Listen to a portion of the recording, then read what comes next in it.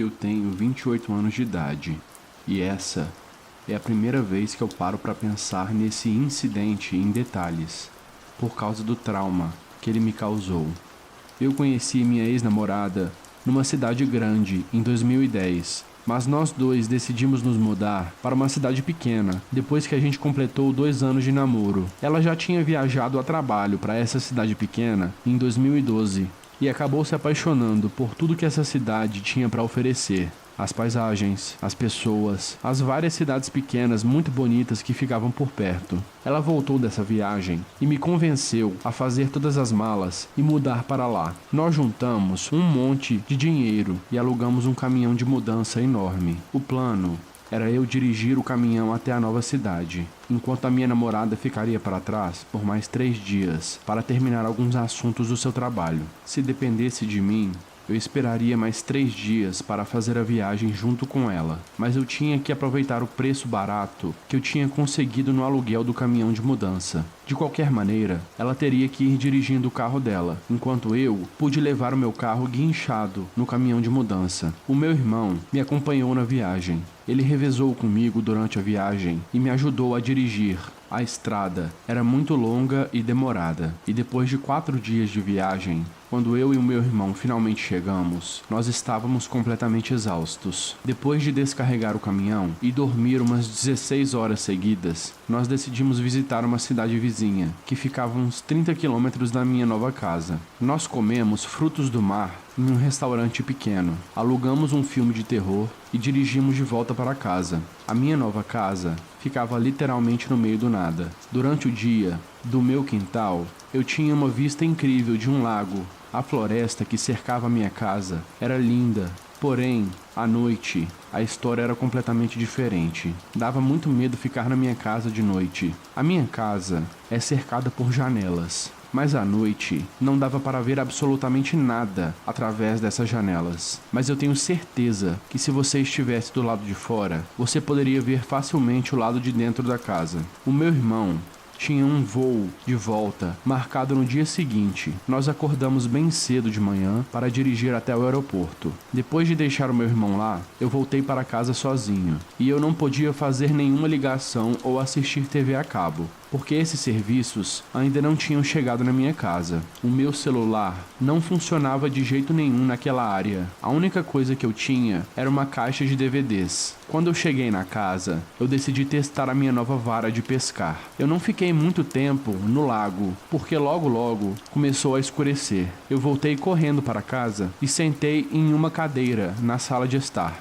observando o cenário pelas janelas. A vista estava ficando cada vez mais escura. Eu rapidamente acendi todas as luzes da casa e comecei a ficar meio apreensivo quando tudo ficou completamente escuro do lado de fora. Imagine estar no meio de uma floresta, no meio do nada, à noite, e observar as coisas ao seu redor. Você não conseguiria enxergar nem a sua própria mão, mesmo se você levantasse ela bem na frente do seu rosto. Esse era o nível da escuridão ao redor da minha casa. A gente ainda não tinha instalado nenhuma cortina, e eu estava com essa sensação muito desconfortável de que tinha alguém lá fora me observando, enquanto eu andava pelos quartos. Então, eu decidi pendurar lençóis nas janelas usando tachinhas. Eu sentei no sofá na sala de estar e coloquei um filme de comédia no DVD para ver se eu me livrava dessa sensação nervosa. Infelizmente, não funcionou. Eu acabei me convencendo que a única solução seria tentar dormir.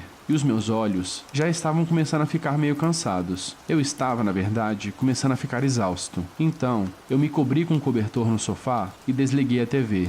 Depois de alguns minutos na escuridão, os meus olhos se acostumaram e eu conseguia enxergar mais ou menos ao redor da sala de estar. Os meus olhos estavam muito pesados e eu acabei dormindo. Eu acordei algumas horas depois, mas ainda estava de noite e ainda estava muito escuro. Eu tentei pegar a garrafa de coca que eu tinha deixado no chão e dei um gole. Eu coloquei ela de volta no chão e olhei ao redor da sala. Agora, eu tenho dificuldades para descrever em palavras as emoções que eu senti nesse momento. O meu coração disparou quando eu notei um homem parado no canto da sala. Eu não conseguia ver os olhos dele, mas eu tenho certeza que ele estava olhando diretamente para mim. Eu fiquei sem me mover. Eu fiquei sem falar nada, mas não de forma voluntária. Eu literalmente não conseguia me mover, mesmo se eu quisesse. Eu fiquei paralisado. Ele não se movia, e era muito claro que ele estava tentando não ser visto. Depois de alguns momentos, eu estava tentando pensar de uma maneira lógica e racional. Eu não tenho certeza se ele sabia que eu tinha visto ele. Eu estava coberto com um cobertor, o que poderia ter tampado meu rosto, o que logicamente impediria o homem de ver os meus olhos. Depois de alguns minutos de completo terror paralisante, de alguma maneira, eu finalmente decidi que era hora de fazer alguma coisa.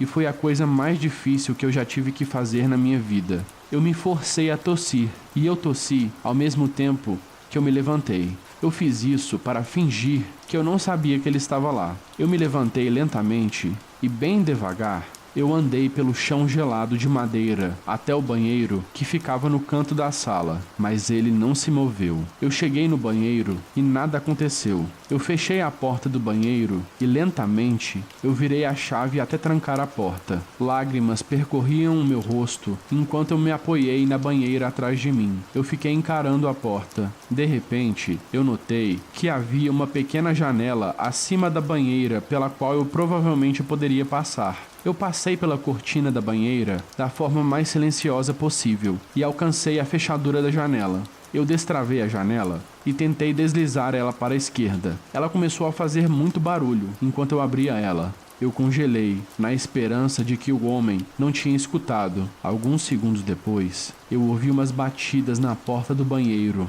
Não era uma batida forte, era uma batida bem fraca, mas não parecia uma batida leve com os dedos. Parecia uma batida leve com um metal, como se ele estivesse batendo levemente na porta com uma faca.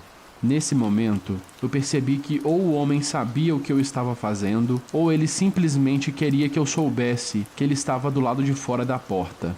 A adrenalina tomou conta do meu corpo. Eu terminei de abrir a janela e comecei a passar pela janela apertada, tentando não fazer nenhum barulho. A minha cabeça e a parte de cima do meu corpo já tinham passado pela janela. Eu não conseguia mais enxergar dentro do banheiro. Eu só enxergava a floresta densa e negra na minha frente. Eu estava tentando puxar minhas pernas pela janela, quando de repente eu senti o homem agarrar o meu pé. Logo depois, antes que eu conseguisse reagir, eu senti o meu tornozelo ser cortado. Eu soltei um berro de choque e consegui soltar a minha perna enquanto eu caía na grama. Eu comecei a quase vomitar e senti como se meu coração fosse explodir. Eu me levantei e olhei ao meu redor. Rapidamente, eu corri para a floresta e caí no chão.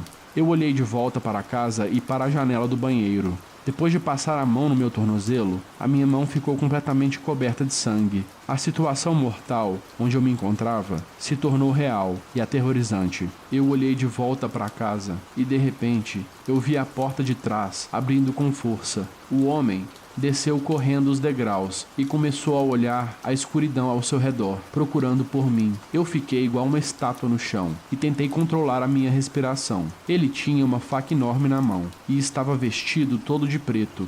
Ele estava entrando na floresta, mas não perto de onde eu estava deitado. Ele estava grunhindo e logo depois eu perdi ele de vista. Eu comecei a olhar freneticamente ao meu redor, com medo de que a qualquer momento ele iria me achar e me apunhalar até a morte. Eu não vi nada além de árvores e escuridão. O chão estava congelando e eu estava tremendo por causa do frio insuportável. Depois de uns 10 minutos, eu vi o homem sair da floresta por onde ele tinha entrado e ele voltou para dentro da casa. Eu fiquei deitado lá pelo resto da noite e, para minha sorte, o sol começou a nascer 1 hora depois. Quando o sol iluminou todos os meus arredores, eu senti que o homem tinha ido embora. Eu me senti pronto para me mover. Eu fiquei de pé e andei até a frente da casa. Eu vi que a porta da frente foi deixada completamente aberta. Eu me aproximei lentamente e observei o interior da casa. Eu não vi ninguém. Eu dei alguns passos para dentro da casa e peguei minhas chaves do carro, que estavam penduradas em um gancho ao lado da porta da frente. Eu corri até o meu carro, destranquei, entrei nele e dei a partida muito rápido. Eu dei ré até a estrada e dirigi até uma loja de conveniência, alguns quilômetros da minha casa. casa.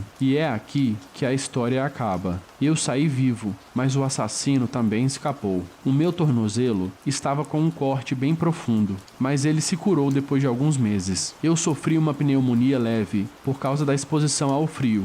Esse incidente me deixou com traumas e muitas dificuldades para dormir. Mas contar essa história toda, ironicamente, me deixou bem sonolento. Eu acho que eu vou me deitar agora mesmo e dormir.